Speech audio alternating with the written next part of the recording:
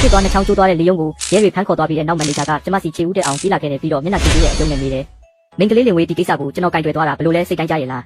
းလေယုံကိစ္စပြီးပြတ်သွားတော့လေကျမစိတ်ထဲတလုံးလုံးနဲ့စဉ်းစားနေမိတော့ပဲနောက်ဆုံးတော့ကုမ္ပဏီကနေနှုတ်ထွက်ဖို့ပဲဆုံးဖြတ်လိုက်တော့တယ်တကယ်တော့ပြီးခဲ့တဲ့တစ်ခါမဖွင့်မရာတက်ပုံပြဿနာတွေကရုံသွားအလုပ်လုပ်ရမှာကိုရွှေရှာစိတ်ပြနေကြတာဆုံးဖြတ်ပြီးတာနဲ့ချက်ချင်းပဲအလုပ်ထွက်စာတင်ပြီးကိုပိုင်လုပ်ငန်းစလုပ်ဖို့ပြင်ဆင်တော့တယ်ဝတ်သားမစားဘူးရင်တော့ဝက်ပြေးတာတော့မြင်ဘူးလားပဲမဟုတ်လားအိမ်ကမိဖို့ကြောင့်ထဲမှာလည်းအသားတုပ်ထိုးတွေအများကြီးကြော်ပြီးတာနဲ့တငယ်ချင်းတွေကိုမြည်ကြည့်ဖို့ဖိတ်လိုက်တယ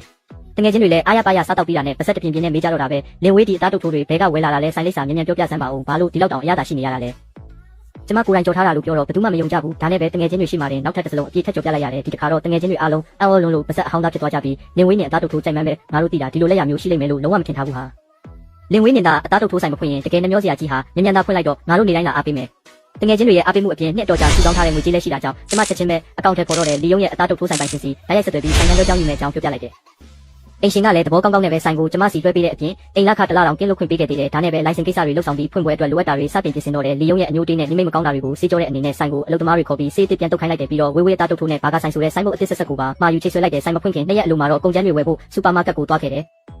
အဲ့ဒီမှာဆင်းရဲဒုက္ခရောက်ပြီးတနာစရာကောင်းတော့အောင်လက်ပြမလုံးဖြစ်နေတဲ့လီယုံနဲ့မတော်တဆဆုံခဲ့မိတယ်ကျမကတော့သူ့ကိုတတိပင်မထားမိပဲကြောက်ဖြတ်ခဲ့ပေမဲ့သူကတော့နောက်ကနေတကောက်ကောက်လိုက်လာခဲ့တာသူ့ရဲ့ဆိုင်ဟောင်းကိုကျမကလွှဲပြောင်းယူလိုက်ပြီးနာမည်အစ်ပြောင်းထားတာကိုမြင်လိုက်ရတဲ့အခါလီယုံတယောက်ဒေါသတွေအကြီးအကျယ်ပောက်ကွဲသွားတော့တယ်ပြီးတော့ဘေးနာကအုတ်ခဲတခဲကိုကောက်ကင်ပြီးကျမရဲ့ CO အစ်ကြီးကိုတစစီဖြစ်အောင်ရိုက်ခွဲပစ်လိုက်ပါတော့တယ်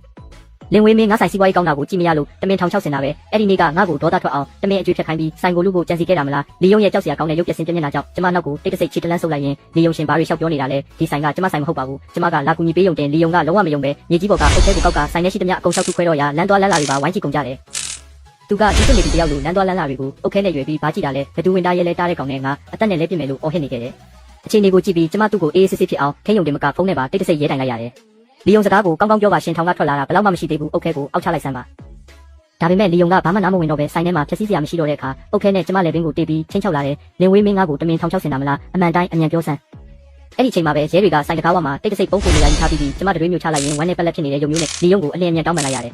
ယ်အကိုကြီးကျမရှင်ကိုတမင်တက်ထောင်ချောက်စင်ခဲ့တာပါရှင်စိတ်မလှုပ်ရှားပါနဲ့ဦးအခုရှင်အမှန်တရားကိုသိသွားပြီပဲအွန်လိုင်းကလူတွေကိုကျမရဲ့အဖြစ်တွေကိုဖွင့်ချပြလိုက်ရုံနဲ့ရှင်ဘဝကအရင်လိုပြန်ဖြစ်သွားမှာပါအသားတုပ်ထိုးဆိုင်စီးပွားရေးကလည်းအရင်ကထက်တောင်ပိုကောင်းလာဦးမှာမို့လို့အရင်ဆုံးစိတ်အေးထားပါဦးနော်ကျမဒီလိုပြောလိုက်တာကိုကြားတော့လီယုံလက်ထဲကအုတ်ခဲကအနှဲငယ်ရောရဲသွားတယ်ဒါပေမဲ့သူကစိတ်မချသေးပဲကျမကိုစိုက်ကြည့်ရင်အွန်လိုင်းကလူတွေကငါ့ကိုယုံမှာမဟုတ်ဘူးမင်းငါဘက်ကတက်တေခံပေးရမယ်အခုချက်ချင်းဂတိပေးစမ်းမပေးရင်မင်းကိုငါအခုချက်ချင်းအသေးတက်ဖြစ်မယ်ကျမလည်းအလောတကြီးနဲ့ခေါင်းကိုတရားဆက်ငိမ့်ပြလိုက်တယ်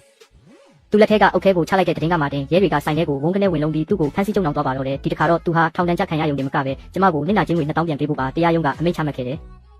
လီယုံထောင်ထဲပြန်ဝင်သွားပြီးတဲ့နောက်ကျမရဲ့အသားတုပ်ထိုးဆိုင်လေးဟာတစ်ဆင့်စကားတစ်ဆင့်နားနဲ့စီးပွားရေးတွေတစ်နေ့ထက်တစ်နေ့ပိုကောင်းလာခဲ့တယ်။အွန်လိုင်းကလူတွေပါနာမည်ကြီးလို့ဆိုပြီးတကူးတကလာအားပေးကြလို့ဆိုင်ဖွင့်ပြီးတနာရီတောင်မပြည့်ခင်နဲ့အသားတုပ်ထိုးတွေအကုန်ကုန်နဲ့အထိရောင်းကောင်းခဲ့ပါတော့တယ်။ဒါပေမဲ့ကျမစိတ်ထဲမှာတော့စိုးရိမ်ပူပန်မှုတွေပြည့်နေခဲ့တယ်လီယုံလိုလူမိုက်ကထောင်ကထွက်လာရင်ကျမစီလာပြီးပြဿနာရှာဦးမှာသိချတယ်လေ။ဒါကြောင့်မို့လို့ငွေမြောက်များအကုန်ကြခံပြီးဆိုင်ရဲ့အတွင်းပြင်နေရာအနှံ့မှာလျှို့ဝှက်ကင်မရာတွေတက်ဆင်လိုက်တယ်လို့လက်ဆွဲအိတ်ထဲမှာလည်းငရုတ်ကောင်းစပရေးဘူးတွေစောင့်ထားလိုက်တယ်သူထောင်ကမထွက်လာခင်ကိုခံပညာသင်တန်းမှာတက်ရောက်ခဲ့တယ်အချိန်တွေကုန်လွန်သွားပြီးတဲ့နောက်တရက်နေ့ညတကောင်မှာတော့ဆိုင်ကကင်မရာအနီးမှာလူတယောက်ရောက်နေကြောင်းဖုန်းထဲကိုအဒီပေးချက်ဝင်လာခဲ့တယ်ဗီဒီယိုဖွင့်ကြည့်လိုက်တော့ခေါင်းစုပ်အင်ဂျီဝတ်ထားတဲ့အမျိုးသားတယောက်ကဆိုင်တကားကိုခိုးကြောင်ခိုးဝဲဖွင့်ဝင်လာပြီးကျမတို့ရဲ့စီပုံထဲကိုတခုခုခိုးခတ်နေတာကိုမြင်လိုက်ရတယ်သူ့ရဲ့ပုံစံကိုကြည့်ုံနဲ့တင်လီယုံဆိုတာကျမချက်ချင်းမှတ်မိလိုက်တယ်အဲ့ဒီအချိန်မှာရဲကိုချက်ချင်းဖုန်းမဆက်ပဲသူဘာဆက်လုပ်မလဲဆိုတာကိုပဲစောင့်ကြည့်နေလိုက်တယ်သူထွက်သွားပြီးတဲ့နောက်ကျမတညလုံးအိတ်လို့မပြောခဲ့ဘူးမိုးလင်းလင်းချင်းမှာပဲဆိုင်ကိုအပြေးသွားပြီးစီးတွေကိုခတ်ထုတ်ကစစ်စေးဌာနစီတိုက်ရိုက်ယူသွားတော့တယ်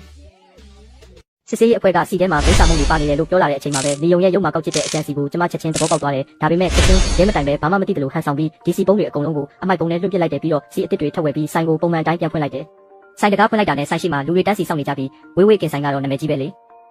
ေတထေးကအပြိုပဲလားဗျခင်ဗျားကိုလက်ထပ်ပြီးရင်နေတိုင်းအလကားစားလို့ရမလားလို့တယောက်ကမေးတော့အားလုံးကရဲကြတယ်ကျမလည်းလိုက်ရပေးရင်လူအုပ်ထဲကိုလှမ်းကြည့်လိုက်တော့လီယုံရဲ့ကျင်းနေတဲ့မျက်လုံးတွေကိုအမိရမြင်လိုက်ရတယ်မင်းညကတခိုးကြောင်ခိုးဝက်လုပ်ထားတာတွေကိုကျမမသိသေးဘူးလို့သူထင်နေပုံရတ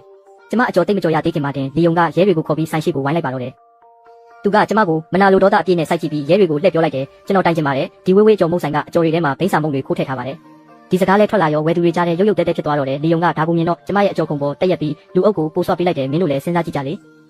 အကျော်ကဘာထူးဆန်းလို့ဒီလောက်စားကောင်းရမှာလဲအထဲမှာတခုခုခိုးမထည့်ထားရင်ဒီလိုရိုးရိုးအကျော်ကိုမင်းတို့ကတနားကြီးညတောင်တန်းစီပြီးဝယ်စားကြမလားကျမစိတ်ထဲမှာနည်းနည်းမှမတုံ့လို့ပဲရှင်းပြလိုက်တယ်လူတွေတန်းစီပြီးဝယ်ကြတယ်ဆိုတာပထမအချက်ကကျမလက်ရမစိုးလို့ပါနောက်တစ်ချက်ကအွန်လိုင်းပေါ်မှာလူသိများအောင်လုပ်နိုင်လို့နာမည်ကြားပြီးလာစားကြတာပြီးတော့ဈေးလဲချိုတယ်ဒါတွေကြောင့်လူတွေလာစုပြီးတန်းစီဝဲကြတာမဖြစ်နိုင်ကြမရှိပါဘူးဒါပေမဲ့လီယုံကလုံးဝနားမထောင်ပဲဆိုင်ထဲကစီပုံးတွေကိုဆွဲထုတ်ပြီးရဲတွေကိုစစ်ဆေးခိုင်းတော့တာပဲစစ်ဆေးပြီးတဲ့နောက်စီတွေထဲမှာဘာပြဿနာမှမရှိဘူးလို့ရဲကပြောလိုက်ရောလီယုံတယောက်စွန့်သွားပြီးမယုံနိုင်စရာဖြစ်သွားတော့တယ်ပြီးတော့ဆိုင်ထဲကိုစွတ်အတင်းဝင်ပြီးလိုက်ရှာတော့တာပဲန နောက်ဆုံးကျမအမိုက်ပုံးနဲ့လွတ်ပစ်ထားတဲ့စီပုံဟောင်းတွေကိုတွေ့သွားတဲ့အချိန်မှာတော့သူချက်ချင်းပြန်ပြီးအောက်ခြေလုကကျင်းနဲ့သွားပြန်တော့တဲ့ဒုတိယအကြိမ်ထပ်စစ်ဆေးပြီးတဲ့နောက်မှာတော့စီပုံးထဲမှာဘိန်းစာမှုတကယ်ပဲတွေ့ရှိသွားတယ်လင်ဝေးဝေးမင်းဘာစင်ကြေးပေးဖို့ရှိသေးလဲကျမတက်ပြင်းတစ်ချက်ချပြီးဖုန်းထဲက CCTV ဗီဒီယိုဖိုင်ကိုချက်ချင်းထုတ်ပြလိုက်တယ်မင်းအုံနောက်များပြက်နေတာလားမင်းကိုထောင်ချောက်ဆင်ဖို့စီပုံးနဲ့ဘိန်းစာမှုထည့်ခဲ့တာကိုမင်းကကြိုးတိနေပါလားဘာလို့စောစောစီးစီးမဖော်ထုတ်တာလဲကျမကတော့လက်ဖြတ်သွားတဲ့မျက်နှာပေးနဲ့သူ့ကိုကြည့်ပြီးအကိုလေးကင်မရာထဲကလူကတကယ်ပဲအကိုကြီးဖြစ်နေတာလားအကိုကြီးဒီလိုအလုပ်မျိုးလုပ်လိမ့်မယ်လို့ကျမတကယ်ကိုမထင်ထားခဲ့ဘူးလို့ပြောလိုက်တယ်လီယုံတယောက်ဒေါသအိုးပေါက်ကွဲမတက်ဖြစ်သွားတော့တယ်ဒီအဖြစ်အပျက်ကိုဘေးကဝိုင်းကြည့်နေတဲ့သူတွေအများကြီးရှိတဲ့အပြင်ခိုင်လုံတဲ့တက်တဲ့အထောက်ထားကြီးကလည်းရှိနေတော့လီယုံတယောက်ထပ်ပြီးထောင်ဒဏ်အပြစ်ပေးခြင်းခံလိုက်ရတယ်လီယုံထောင်ထဲခဏခဏဝင်နေရလို့မိဘတွေလည်းအကြီးကျယ်စိတ်ပြက်ပြီးသူနဲ့အဆက်အသွယ်ဖြစ်လိုက်ကြတော့တယ်ကျမရဲ့အကင်ဆိုင်လေးကတော့ဒီအမှုခင်းကြောင်းနာမည်ပိုကြီးပြီးအယောင်ရတွေပိုတွက်လာခဲ့တယ်ကိုပင်ပန်းမခံချင်တာကြောင့်ဆိုင်မှာကြည့်ပေးဖို့ဝန်ထမ်းအချို့ကိုလစာကောင်းကောင်းပေးပြီးခန့်လိုက်တယ်ကျမကတော့တနေ့ကုန်လက်ဝိတ်ကလပ်နဲ့စာကြည့်တိုက်နေမှာပဲအချိန်ကုန်ပြီးကိုပိုကောင်းအောင်မြင့်တင်နေပါတော့တယ်ဒီကြားထဲမှာရေစရာကောင်းတဲ့ဖြစ်ရတစ်ခုလည်းရှိသေးတယ်တရက်တော့ကျမစာကြည့်တိုင်းမှာစာဖတ်နေတော့ဝန်ထမ်းကဖုန်းဆက်လာတယ်ကျမရဲ့ကုမ္ပဏီဟောင်းကလုပ်ပေါ်ကိုင်ဘက်တွေပါလို့ပြောပြီးအကျော်တွေကိုတတ်မစီပဲနောက်ပေါက်ကနေကြားဖြတ်ဝယ်လို့ရမလားလို့လာမေးတဲ့သူအနှဲငယ်ရှိနေတယ်တဲ့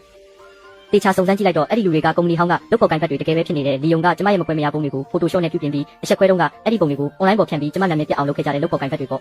ဒါနဲ့ကျမလည်းစိတ်ကူးရုပ်တစ်ခုရသွားပြီးသူတို့ကိုနောက်ပေါက်ကနေအကျော်တွေပေးလိုက်တယ်လို့နဲ့ချက်ချင်းပဲသူတို့ကြားဖြတ်ဝယ်တဲ့လုပ်ရက်ကိုအများပြည်သူရှေ့မှာဖွင့်ချလိုက်တယ်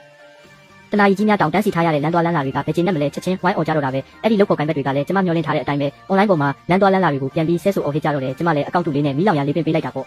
ကျမရဲ့နောက်ွယ်ကမြောက်ပင်ပေးမှုကြောင့်ဒီကိစ္စကတဖြည်းဖြည်းပိုကြီးထွားလာပြီးနောက်ဆုံးမှာတော့ကုမ္ပဏီက PR တွေကိုမခံနိုင်တော့ပဲအဲ့ဒီလုပ်ပေါ်ကိုင်ဘက်တွေကိုအလုပ်ကနေထုတ်ပစ်လိုက်ပါတော့တယ်ကျမရဲ့ငွေဆယ်ကနန်းဖို့ပဲရှိတဲ့အကျော်ကိုစားကျင်လို့သူတို့အလုပ်ပြုတ်သွားကြပြီဆိုတာသိလိုက်ရတဲ့အချိန်မှာကျမဘလောက်တောင်ပျော်သွားလဲပြောမပြတတ်အောင်ပါပဲတရက်တော့လက်ဝိတ်ကလပ်ကနေပြန်လာတာနည်းနည်းနောက်ကျသွားတယ်နောက်ကနေတယောက်ယောက်လိုက်နေတယ်လို့ခံစားရတာနဲ့စိတ်ကိုအသင့်ပြင်ထားပြီးအိတ်ထဲကငရုတ်ကောင်းဆက်တွေးဘူးကိုကြစ်ပါအောင်စုပ်ကင်ထားလိုက်တယ်လမ်းခွေတစ်ခုအရောက်မှာတော့နောက်ကလူကမအောင်နိုင်တော့ပဲကျမကိုလမ်းကြားထဲဆွဲသွင်းဖို့ဝုန်းကနဲ့ပြေးဝင်လာတော့တာပဲမင်းကြောင့်ငါမိဘတွေကငါ့ကိုတားဖြစ်အတိမတ်မပြူတော့တာငါအကျော်ဆိုင်ပျက်စီးသွားတာငါထောင်ထဲခဏခဏဝင်ခဲ့ရတာမင်းကိုတက်ပြစ်မယ်တက်နဲ့တက်လဲပြစ်မယ်တေးလိုက်တော့အစပိုင်းမှာနည်းနည်းလန့်သွားပေမဲ့ချက်ချင်းပဲပြန်တည်ငြိမ်သွားတယ်လက်ဝဲရေရှည်လေးကျင်ထားလို့ခန္ဓာကိုယ်ကြက်ခိုင်မှုကအများကြီးတာနေပြီလေလီယုံစကားပြောနေတဲ့အချိန်ပိုင်းလေးမှာတင်ခန္ဓာကိုယ်ကိုအောက်ကိုချက်ချင်းနှိမ့်ချပြီးသူ့ချုပ်ွက်ထဲကရုံထွက်လိုက်တယ်ပြီးတော့ယောက်ျားတွေရဲ့အသက်ချက်ကိုကန်ချက်ပြင်းပြင်းတစ်ခုနဲ့ပင့်ကန်လိုက်တော့လီယုံတယောက်နာကျင်လုံးလို့ကဘာပြတ်သွားတော့တာပဲကျမချက်ချင်းထွက်မပြေးသေးပဲငရုတ်ကောင်းစပရေးနဲ့သူ့မျက်နှာကိုတရားဆက်လန်းဖြန့်ပစ်လိုက်တယ်